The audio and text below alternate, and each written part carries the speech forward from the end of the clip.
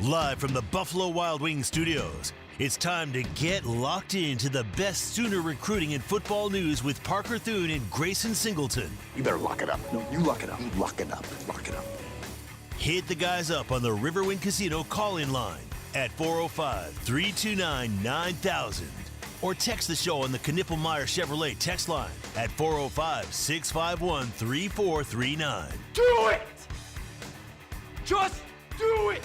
Now, with Locked In, here's Parker Thune and Grayson Singleton. Let's get it rolling, folks. Locked In, brought to you by Dorsey Jones GMC in El Reno. Family-owned and operated. The best service technicians, friendly service advisors, as well as some of the best trucks and SUVs on the road from the GMC line. Check out Dorsey Jones' low-pressure environment, an enjoyable experience for everyone out there when you interact with their sales staff, and they offer half-price oil changes on Saturdays. So make the trek out to El Reno to do business with Dorsey Jones GMC. Also want to give you a heads up before we get started here that the Fusen Tag Agency's grand reopening, I should say, and their ribbon cutting with members of the Norman Chamber of Commerce, friends, family, loyal customers, and community members is this Wednesday, May 14th at 4 o'clock. Ribbon cutting to follow at 4:30. So you can see the new renovations and meet the new owners. Look, we all have to go to the tag agency from time to time.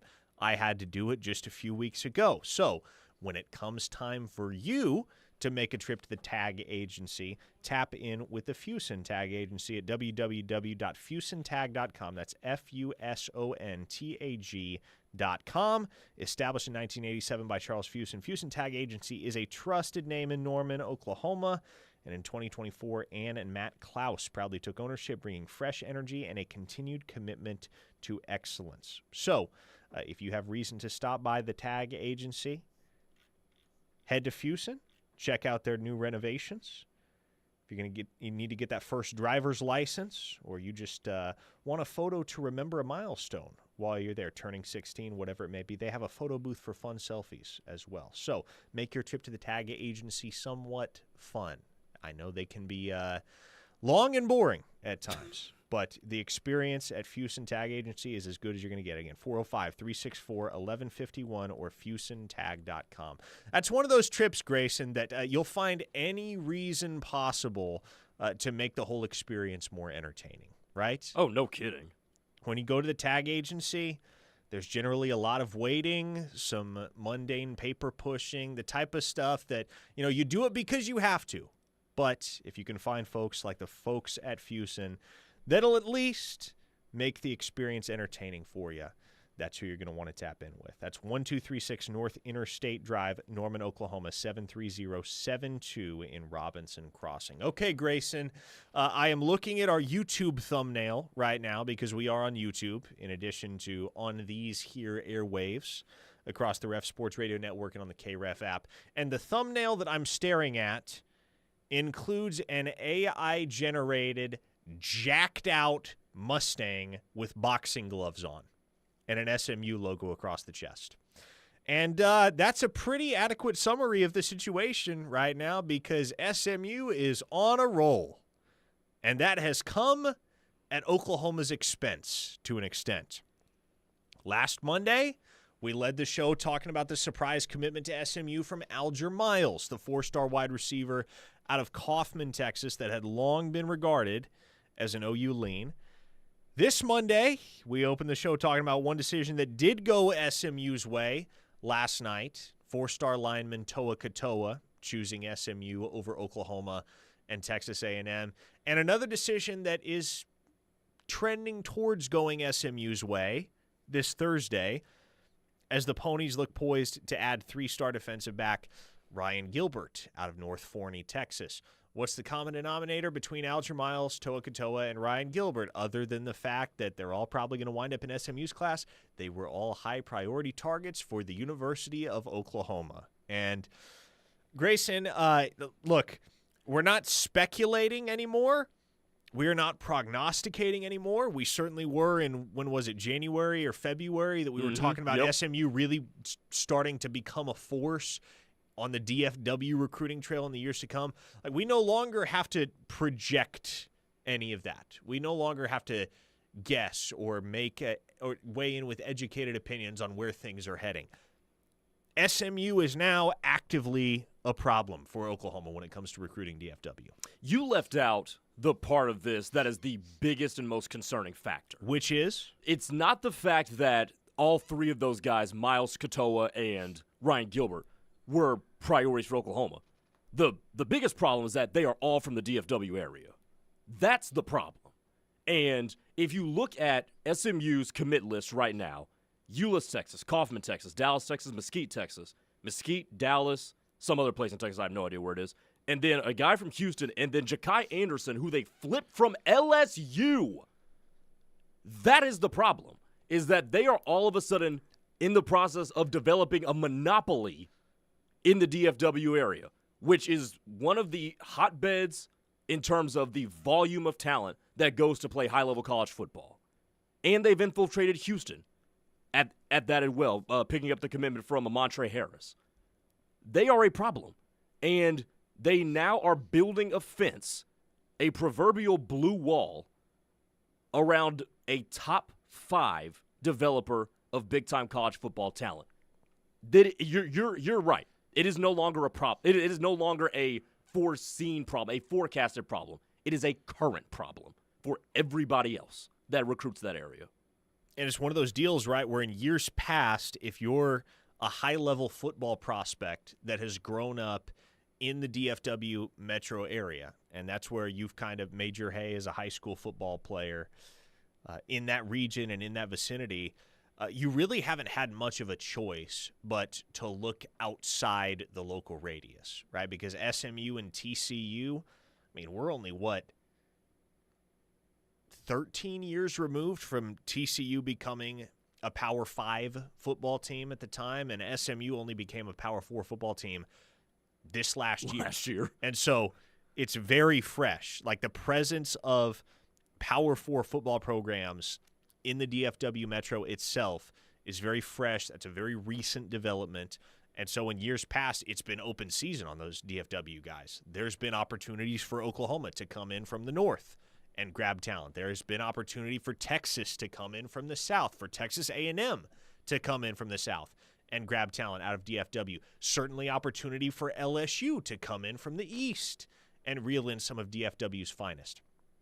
Now, you have two programs, and I don't want to lose sight of TCU here, but it's become clear that SMU is the more dangerous of the two threats, but TCU is only 3 years removed from an appearance in the national championship game. Let's not forget that. Yes. What SMU has is they have a very clear, very firm footprint in the Dallas metro. They're right there in the heart of the city on the hilltop. They have an insane amount of money. They have plenty of facility and stadium upgrades that have already been completed and plenty more on the way. And they just went to the college football playoff last year. That's a very alluring destination right now to a lot of recruits, much more so than it has ever been. And given that they are now the elite brand, or I guess you could call it the hometown brand in that region, they have the opportunity to do what Oklahoma does when they got it cooking, or what Arkansas does when they've got it cooking, or what Nebraska did historically when they've had it cooking. Certainly what LSU has been able to do for years and years and years, which is basically build a 100-mile fence around the diameter of their campus and land everybody that they want. Now, DFW is big enough, and there's enough high-level football talent that you're still going to get guys in the Metroplex that are really, really good players that wind up going elsewhere. Of course. Right? There's just too many good players there. Correct. SMU is not going to get everybody. But the point is, when you look at what has happened now with Alger Miles and Toa Katoa and what is likely to happen on Thursday when Ryan Gilbert locks in his decision, SMU can no longer be that school that if you're an Oklahoma football fan, you simply disregard on the offer sheet for a DFW kid because they're small time. They're not small time anymore. No, they're not. Their first year in a Power 4 conference, they went to the college football playoff. And if you're still holding out on recognizing the SMU momentum, they just announced a football home and home with LSU today. You know they have a football home and home with OU coming up as well. That is true. Yeah. I believe I could be wrong with this. Do they have one with Notre Dame too? I'm not sure. I saw that. I cannot speak to. I saw that somewhere. I'm not sure if that's entirely correct. I think it's next fall that OU goes down to SMU. Perfect. But here's the thing that they have left to do if you're SMU. Because all of those guys that I named, none of them play the position of quarterback. They do have a commit from Cole Leinert, who, if you remember that last name, yes, is the son of Matt Leinert, who played at USC. If they have success developing Cole Leinert and he becomes an NFL prospect, a high-round NFL prospect, all of a sudden now they're in the quarterback market too. God forbid SMU becomes a quarterback transfer destination, because now you've got a real problem on your hands. And here's the last thing I'll say about this, Parker. We talked about back in January when we had this conversation, we talked about geographical and legislative advantages that certain schools are going to have. Mm-hmm. I will reiterate this again because I think it is an evergreen thing. There is no state income tax in the state of Texas. And if players are going to start making money, and if this is going to start going to the IRS and stuff like that, that matters. That there is no state income tax in Texas. There is no state income tax in Florida when you talk about the way that Miami likes to spend money. By the way, Texas Tech, who has been spending money out the wazoo, again, also in the state of Texas. Yep. So keep that in mind too. So all in all, boy, this was something that SMU and the DFW Metroplex has been waiting for. They tried it 40 years ago and got slammed upside the head. That will not be the case now. You brought up Cole Leinert. Cole Leinert's mom is Bryn Cameron. Doesn't Blake Griffin have a kid with Bryn Cameron? I am almost certain. Does he really? Yeah, like I know. This. Like bizarre, I guess, parallel, if you will, that kind of brings an OU connection back into the mix there. But I'm almost certain Blake Griffin and Bryn Cameron have a kid together. SMU at Notre Dame is in 2026, by the way. It is in 2026? Yeah, thanks to our YouTube producer, Blake Gamble. There you go. Sending me Perfect. that. A lot of text pouring in. West Texas Sooner says, SMU is not building a blue wall. They're building a green wall of cash. No ifs, ands, or buts about it. Sooner Walk says, yeah, they're in a conference that's just absolutely terrible. The ACC certainly is not the powerhouse conference that the Big Ten or the SEC is, but two sides to that coin, right? If you keep winning the conference, there's your automatic bid into the final field of 12 or 16. Correct. You're automatically in the championship picture right there. I don't think if you're SMU, you have to, whereas a school like Oklahoma is going to put forth the competition in the SEC as a reason why you need to come play SEC football to get yourself ready for the next level. SMU can sell something different. Right? We're going to be the cream of the crop in the ACC for years to come. We're going to dominate this conference. We're going to get the chance every January to go up against the top programs in the SEC and the Big Ten, and we're going to punch them in the mouth. And we want you to be a part of it. Recruiting Boomer on the text line says, it's a bad deal. About to go back to the Doomer name. This class is donezo. Yeah, here we are on May 12th, 2025. Which I believe, this is completely off topic, I believe it is the 3-year anniversary of General Booty Day. I believe May 12th, 2022 was the day that General Booty took his official visit to the University of Oklahoma. We'll have to fact check that one. But, yeah, that's kind of indelibly seared into my mind. General Booty, May 12th, 2022. Evan from Blanchard says, my favorite show at 2 p.m., Locked In and Pony Up with Parker and Grayson. Jokes aside, SMU can lose momentum as quickly as they gained it. That's college football these days. There's no doubt about that, certainly. But back to, Recruiting Boomer's point on the text line, if you're an Oklahoma fan right now, watching LSU rack up the commitments on the recruiting trail. You say LSU? Did I say LSU? I thought I said, okay. No, you did. Never mind, I'm a moron. You're watching SMU rack up the commitments on the recruiting trail, and more specifically, Grayson, commitments from guys that you were actively pursuing, guys that were targets at the top or near the top of your board. You're probably getting a little restless. Oh, yeah, no doubt. Because you got Jim Nagy now, right? You're thinking, well, if SMU can start to get it cooking on the recruiting trail, when's this time coming for us? Yukon Bob says, keep in mind, you guys, Texas does have some of the highest property and sales taxes to offset the state income tax. Don't act like Texas doesn't have taxes at all. Remember, ain't no free lunch, regardless of what Texans think. Okay, number one, college athletes are not paying property taxes. They don't own property. Generally. Yeah, I mean, maybe that changes. I don't know, but they're not owning houses. That's number one. Number two, the sales tax in Texas is 8.25%. I don't know what it is in Oklahoma, but it can't be much cheaper than that. Yeah, I don't really pay attention to the sales tax. As a matter of fact, I could be totally wrong here, but when I first moved to Oklahoma 4 years ago, one of the things I noticed quickly is that the sales tax rate was kind of higher here than it was in Texas.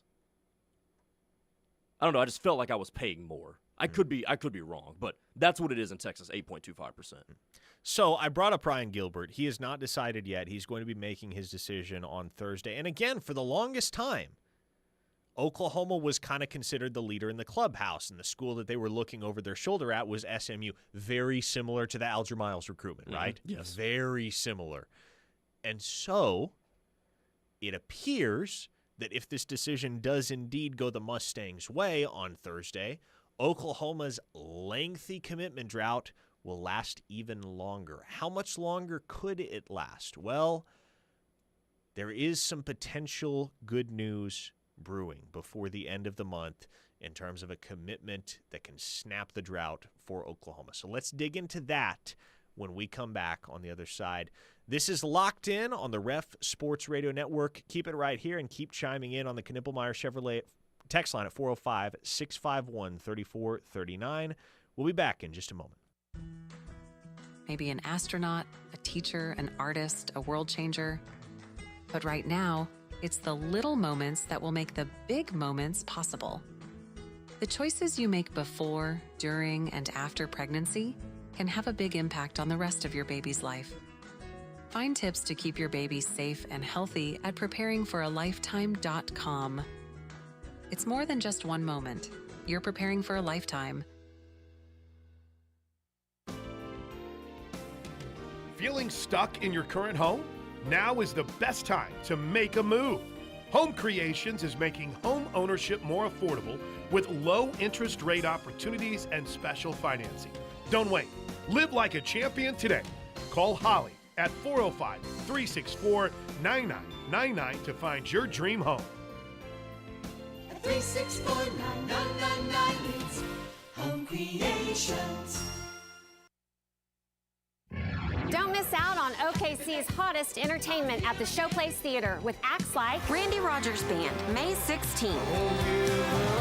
Jay Leno and Arsenio Hall, June 6th. My wife and I go to the supermarket, and the clerk says, "Do you want a bag for that?" "No, we're going to eat it here, okay?" Nick Swartzen, June 7th. If a girl's driving, I never call shotgun. I'm like trunk, glove compartment. And Sawyer Brown, July 11th. Miles and miles under the sun. Riverwind is OKC's favorite casino experience. For the professional, it's not enough to just possess knowledge. That's why at GMC, we seek to refine it, to wield its power, to redefine its boundaries, while pushing the limits. And we put this knowledge to the test in every GMC Sierra by engineering each one to outperform your expectations. So you know you're getting precision and durability when you need it most. And that's what makes the GMC Sierra the truck worth knowing. We are professional grade. See your Oklahoma GMC dealers. At Meals on Wheels of Norman, we deliver more than just meals. We deliver connection, compassion, and care to homebound seniors right here in our community.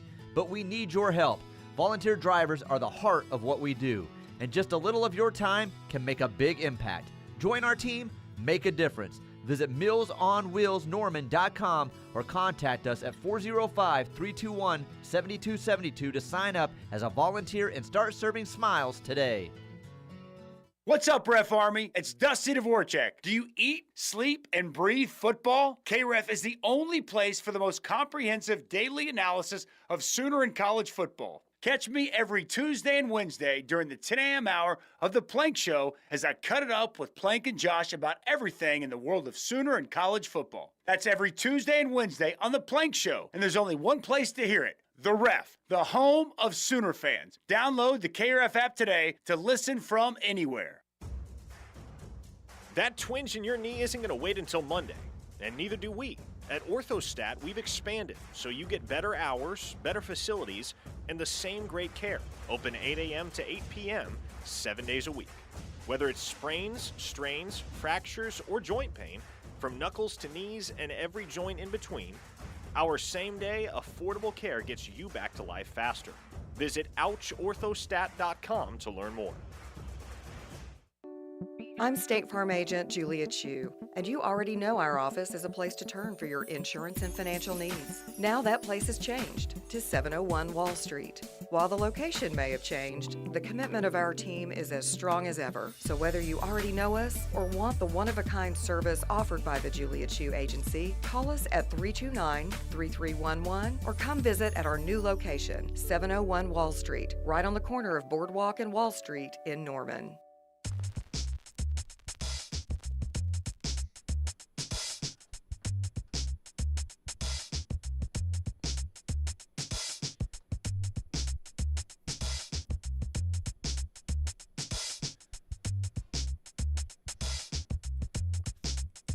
It is locked in here on the Ref, the home of Sooner fans. Parker Thune alongside Grayson Singleton. This was hilarious to me. So I guess the Sanford Sports Complex about 20 minutes ago put out a promotional tweet, and I think it was announced over the weekend that OU and Nebraska are going to play a non-conference basketball matchup there up at the Sanford Pentagon in Sioux Falls on November 15th. And the promotional graphic that they put out. Keep in mind, you're talking about Nebraska and Oklahoma playing in Sioux Falls, South Dakota. And the promo graphic that they put out, the two white dudes. Rink Mast from Nebraska, Dayton Forsyth from Oklahoma.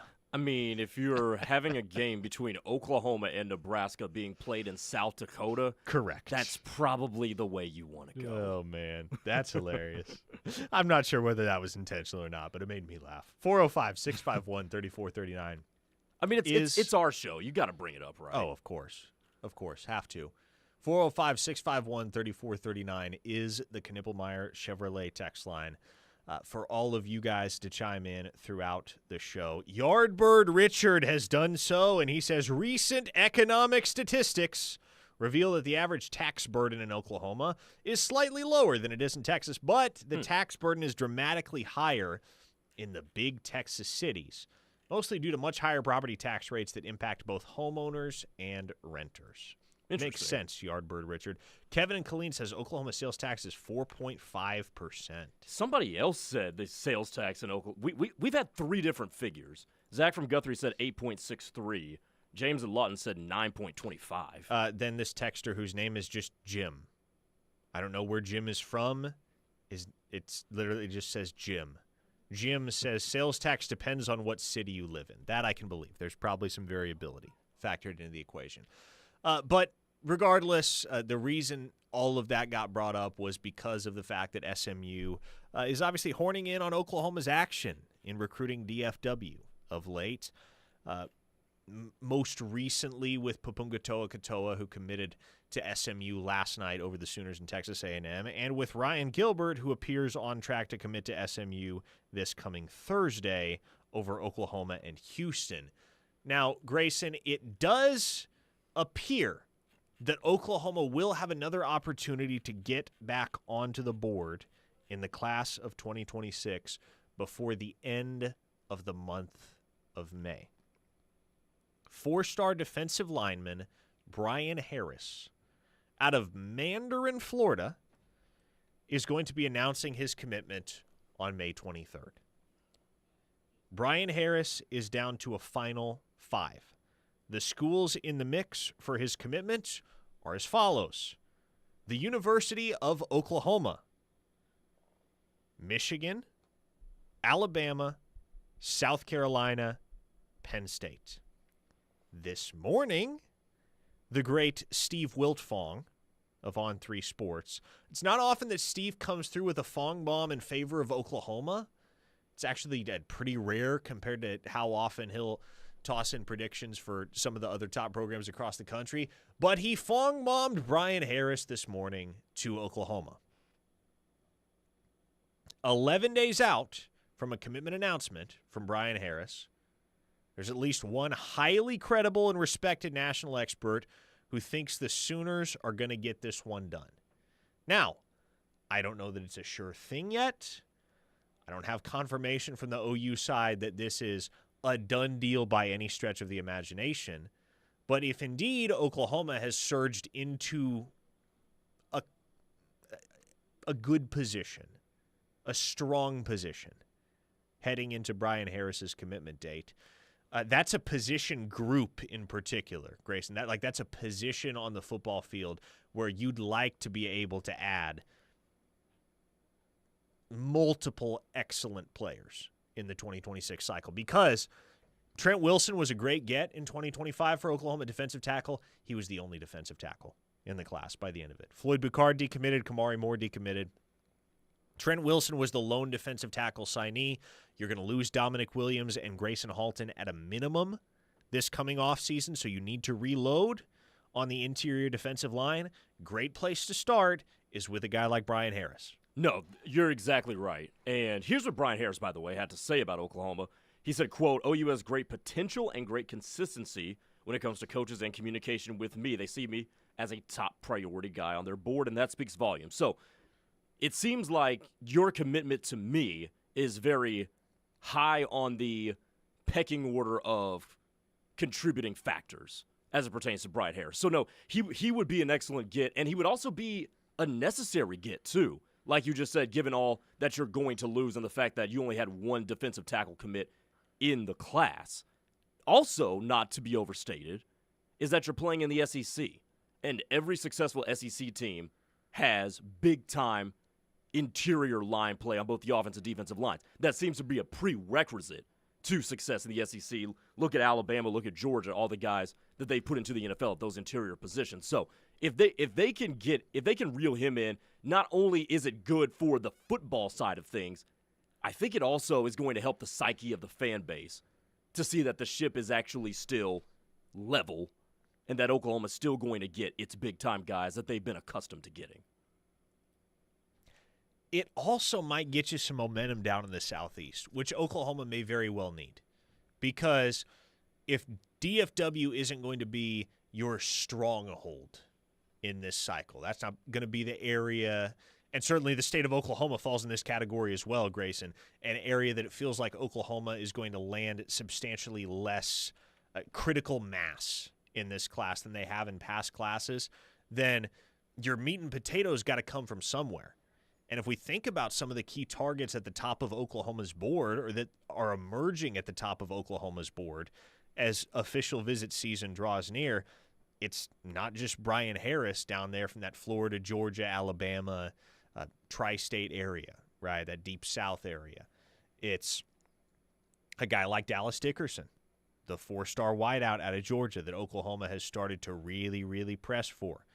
Adam Balogun Ali, the linebacker originally from the state of Oklahoma, but who lives in Florida now. Think about a guy like Craig Dandridge, another wide receiver target that Oklahoma has made a priority in recent weeks. DeAnthony Lafayette. That's a name that hasn't been circulated a whole heck of a lot. We haven't mentioned that name yet. Yeah, so let's talk about that. Let's talk about DeAnthony Lafayette. Defensive end from Lake Nona, Florida. He has an Oklahoma official visit set for the Champ U Barbecue June 20th through the 22nd. Pretty recent offer. He has not been to campus yet. We've covered this pretty extensively at OUinsider.com, which, again, if you're not a member over there, that's definitely the place to be for all of the exclusive recruiting insights. But DeAnthony Lafayette is a kid where when you look at his profile, before you scroll down to the offer sheet, you see that he is 6'1", 239 pounds, and you're probably thinking, really? 6'1", 239? That's an SEC defensive end? And then you look not only at the offer sheet, but what he did as a junior at Lake Nona. We're talking about a guy, Grayson, that had 17 and a half sacks in the state of Florida. 17 and a half. And outside of Oklahoma on that offer sheet, he's got Florida, he's got LSU, he's got Miami. Illinois in there. Illinois is in there. Boston College is in there for what that's worth. But you get the picture, right? There are some high-end P4 programs, especially locally, that would love to have DeAnthony Lafayette in the fold. And also, he's got really long arms, yes, too. Yes. And those guys, those types of guys can be some of the absolute toughest to block because when you have long arms, but you're kind of sawed off height-wise, 6'1", for instance, in DeAnthony Lafayette's case, what's the combination there that makes you so difficult to deal with? Leverage. Correct. It's low center of gravity, Yep. but the advantage of length. And so they can be very, very difficult. Guys like that can be very, very difficult for opposing offensive tackles to contend with. Which, by the way, the long arms also helps with setting the edge against the run. That it does. By the way, don't leave this out. He runs a 4.6 40 and his 100-meter, we've been talking about this with Dallas Dickerson, his 100-meter is 11.7. For a defensive end? Well, just in that'll play. At 6'1", 240, you'll take that. A sub-12 100 at 240 pounds is nuts. Tattoo Baker says Striker 2.0. What was Eric? Eric Striker was like 5'11". He was like 5'11", 230. I don't know that there will ever be another Eric Striker, but if you want to talk about somebody that maybe is like in between a Striker and an R. Mason Thomas, then DeAnthony Lafayette certainly seems to fit that bill. Really good player on tape, man. The type of guy that he just has a knack. It's not like he's doing the same thing over and over on tape. He's finding ways to infiltrate the backfield, finding ways to put heat on the quarterback. It's just kind of an innate ability that he has. By the way, since you brought up the Champ U Barbecue, I wanted to get to this question on the YouTube chat. By the way, our conversation about tax law is being proliferated on the text line. Fun stuff. But on the YouTube chat, Robert asked, a question in recruiting for the longest time, you wanted the last visit for a prospect. Has it now flipped, and now do you want the first visit? Well, let's see what happens. Let's see what happens once we get to the end of OV season and we have a chance to digest all that has happened. Because it's easy right now, based on SMU's early momentum, to say, yes, a school like Oklahoma, they should be trying for the first visit as opposed to the last visit.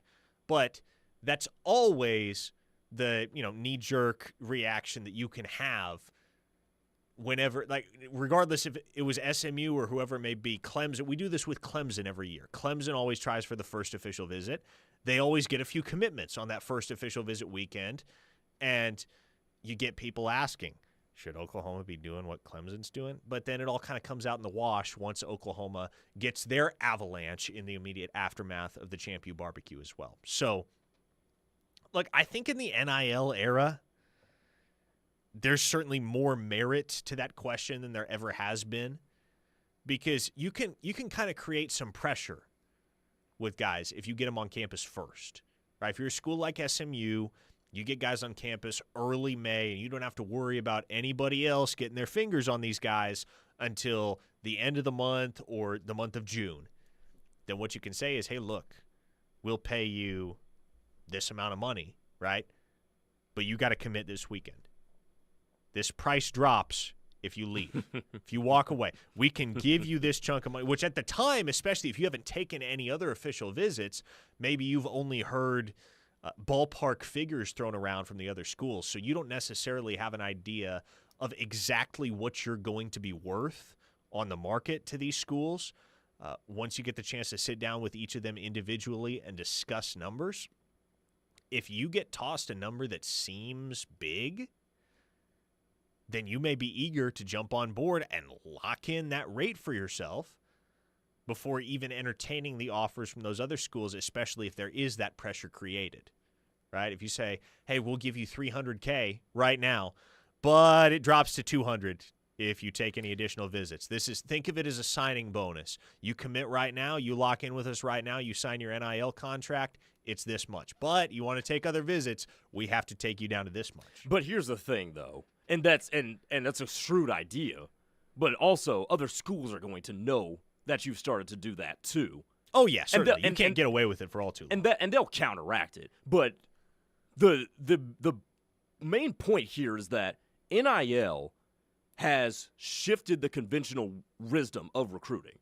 Everything that we used to know, every strategy that you used to employ has to be thrown out the window now because everything has been regressed to the mean. Because what can sometimes kick you over the top, depending on the priorities of the player, is what kind of money can you offer me? And in the case of an SMU is, what kind of momentum does your program having? I'm watching the Feinbaum show right now on this TV, and there's a Mike from Oklahoma City on the horn with Feinbaum right now. Steely, has anyone seen Steely? Where's he at? He throw in some Copenhagen and decide to fight the mouth of the South? I don't know. The show's on mute. I don't hear it. I only see it. But Ryan in Jacksonville with a really good question. Won't the House case nullify all this once the programs fund the players supplemented by NIL opportunities for your special players? Won't program, conference, NFL pedigree be back to the forefront?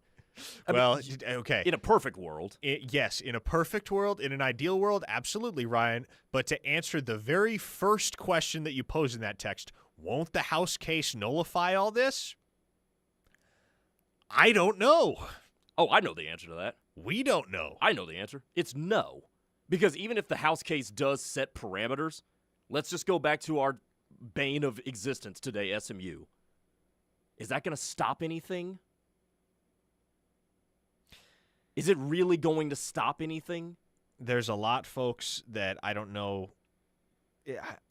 There's a lot of things that I don't know if they'll ever be able to be reined in at this point, based on how far down the train tracks all of this is with NIL and collectives and what's become pay-for-play, certainly, but also the reality that there's just no leg to stand on for the NCAA in any court case that is brought before them. If you're a player and the NCAA tries to impose any and all of its rules upon you, you can take them to court and say, they're limiting my ability to maximize my NIL earnings, and you're going to win the case.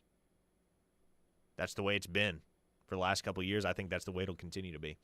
Okay, keep hitting us up on the CanippleMer Chevrolet text line 405-651-3439. We'll talk more OU football and recruiting on the other side and answer more of your texts as we wrap up Locked In here on this Monday. You're listening to The Ref, the home of Sooner fans. This is Sooner linebacker Kobe McKenzie, and you're listening to The Ref, home of the Sooner fans. Do you like to stand out in a crowd while wearing the best in OU apparel? The Jimmy Austin Pro Shop carries the best brands you can wear to work or even dress up events. Lines such as Lululemon, Travis Mathew, FootJoy, Greg Norman, Grayson, or Turtleson with the OU and Jimmy Austin logo are sure to catch everyone's eye. You don't have to be a golfer to shop at Jimmy Austin. They also do corporate special orders for you and your company. Call them today, 405-325-6716, or visit theougolfclub.com for more information. A happy place comes in many colors. One that leaves you feeling refreshed. Something that gets you all fired up. Or gives you the space to chill. Whatever your color, bring happiness home with CertaPro Painters and make your happy place your home. CertaPro Painters. That's painting happy. Get started today at CertaPro.com. Each CertaPro Painters business is independently owned and operated. Contractor license and registration information is available at CertaPro.com. Hi, folks. This is Larry CanippleMer here at CanippleMer Chevrolet in Blanchard, USA. Conveniently located just 15 minutes south of Oklahoma City and 10 minutes west of Norman. With all the talk of inflation, market crashes, and tariffs, it's no wonder we're all afraid to make that new vehicle purchase. Now, with that being said, there will probably never be a better time to purchase your new Chevrolet at CanippleMer Chevrolet. No price increase or tariffs on our huge selection of in-stock vehicles. Pickups, SUVs, cars, and even Corvettes, all marked down and ready to sell. Interest rates are good, used vehicle trade-ins are high, and rebates and incentives are back on most new Chevrolets. So hop in that old vehicle and come see us at CanippleMer Chevrolet in Blanchard, where nobody beats our deal. Or give us a call at 405-485-3333 or catch us on the web at CanippleMer.com. Chevrolet, together let's drive. A luxury experience awaits you at the Artisian Hotel, Casino, and Spa. Relax in one of our elegant suites, complete with exclusive dining options. Take a trip to the Serenity Spa and let your cares melt away, or enjoy upscale shopping in our many boutiques. And don't forget to explore your gaming options for your chance to win big. Find your luxury experience at the Artisian Hotel, Casino, and Spa, 1001 West 1st Street, Sulphur, Oklahoma. Call 1-855-455-5255 or visit artesianhotel.com for complete details. It all comes down to this. The Oklahoma Sooners baseball team takes on Texas in the final home series at L. Del Mitchell Ballpark, May 15th through 17th. Wear crimson on Friday and pack the park for a Crimson Out. Do not miss Senior Day on Saturday, May 17th, as we honor our graduating Sooners for the last home game of the regular season. Secure your seats now. Visit Soonersports.com for tickets and guaranteed fun for the whole family. Boomer Sooner. Entrepreneurs in Moore, Norman, and South Oklahoma City have an experienced business partner in their neighborhood. Moore Norman Technology Center's workforce and economic development team understands the challenges entrepreneurs and small businesses face every day. From building an effective business model to hiring the right employees and managing cash flow, Moore Norman's business development experts can help you move forward confidently and thrive, knowing that you have a skilled partner at your side. Learn more about Moore Norman's Technology Center by calling 405-801-5000 or visit us online at mntc.edu. I'm Ben Affleck, and I want to thank you for joining me in supporting Paralyzed Veterans of America. I joined the Navy to serve my country. While parachuting with my platoon, my parachute didn't open, and I broke my neck. Thanks to PVA, paralyzed veterans are getting specialized medical care and treatments, the jobs they want, and the accessible vehicles and homes they need. I just don't think my family would be as happy as they are without the support that I received from Paralyzed Veterans of America. Learn more at pva.org.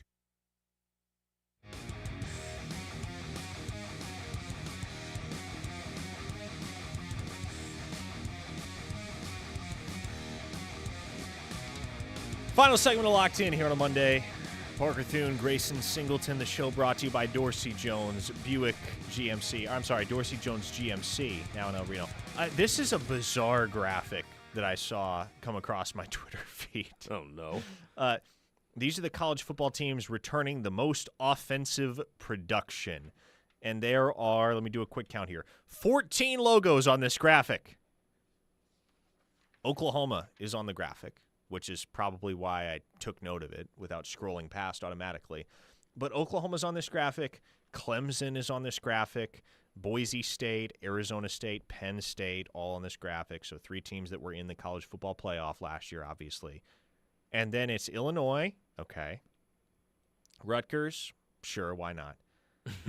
Then it's Wyoming, UTSA, Missouri State, Toledo, Navy, Southern Miss, UTEP. Returning offensive production, I've gotten on this soapbox before. I won't spend too long on it. I am absolutely, thoroughly, 1,000% convinced that returning production means astronomically less than some people want to make it mean. Because returning production only matters if the production that you're returning is good. Exactly. Like, do you think anyone cares? For instance, you see Clemson's returning most of their offensive production. For a team that was in the college football playoff, okay, that's great, right? That means you have some continuity. But You think anyone that's trying to preview what's going to happen in the MAC this year cares that Toledo has most of their offensive production returning? You think anybody that's trying to project what happens in the AAC cares that Navy has most of its offensive production returning? It's a statistic that simply does not matter all that much. I'll put it to Sooner Nation this way. If Oklahoma was returning 80% of its offensive production from last year, you all would burn the city of Norman down. And exactly, that's the other angle to it is, do you even want to return your offensive production if you're in a situation like Oklahoma? Like UTEP is another good example, right? They went 3-9 last year. You think their fans are eager to hear, yeah, all those guys that we had on the offensive side of the ball last year, they're coming back. No, you want those guys gone. You want upgrades. I'm sorry, I got off on a tangent there. No, I mean it's a fair point. I mean it's also a fair point on useless statistics. We have way too many of those completely useless statistics. That's one of the reasons why analytics has gone too far. I liked analytics in the early analytics age, i.e. like 2012. 2012, there was a place for analytics, and there still is a place for analytics, but then people started inventing statistics that just don't even matter. You were a baseball player. I call baseball at this time of the year, and sometimes I'll email high school coaches like, hey, can y'all get me stats just so I can use during a broadcast? The Excel sheet I get from these high school coaches is nuts. FIP.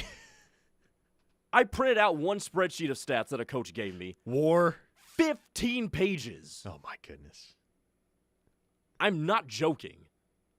They don't have war, by the way. Which, by the way, how the hell is that calculated? I don't have a clue, and I don't care. That, again, is a statistic that's just completely meaningless in my eyes. Les in Hayes, Kansas wants to know, does DeAnthony Lafayette have striker's energy? Striker was on 100 miles an hour all the time. Yes, he was, and that's part of what made him special.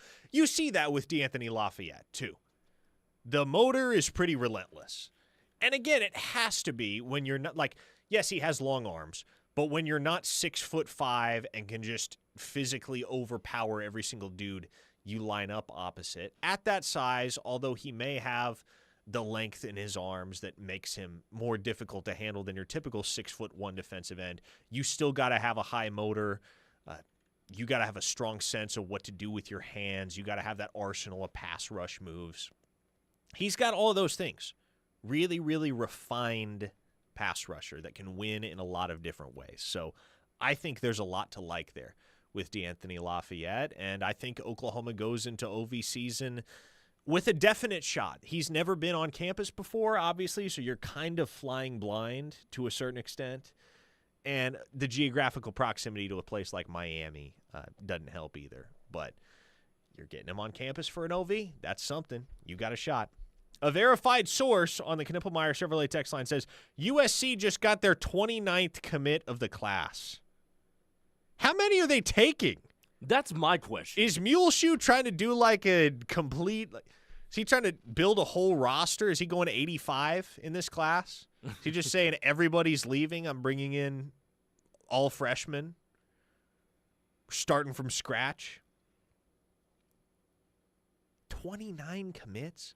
I don't think – when was the last time Oklahoma had a class of 29 or more commits? It certainly precedes my time covering OU recruiting. Biggest class I can recall is 27 scholarship guys in the 2024 cycle, and obviously several of those guys have already transferred. You and I talked about this, I think last week or the week before, where Oklahoma wants to put itself in position to say no to people.